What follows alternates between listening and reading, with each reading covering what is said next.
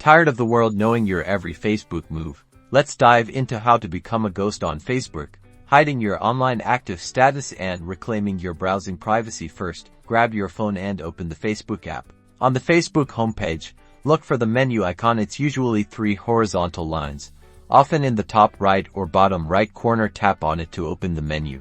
Scroll down through the menu options until you see Settings and Privacy. Tap on this to expand the menu further. Now, from the expanded menu, tap on Settings. This will take you to your settings. Scroll down within the Settings page to the Privacy section. Look for the section labeled How People Find and Contact You and tap to enter.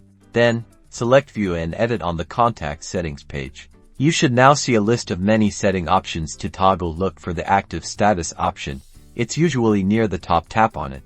This page will show the active status setting. If it's showing you are online, you will see a toggle switch that is currently turned on. Tap the toggle switch button to turn it off. A confirmation box will pop up asking you if you're sure about this, asking to disable your activity status, and explaining the ramifications. Tap Turn Off and there you have it. Your active status is now hidden. You can now browse and interact on Facebook without your friends knowing when you're online. You've successfully turned off your online presence.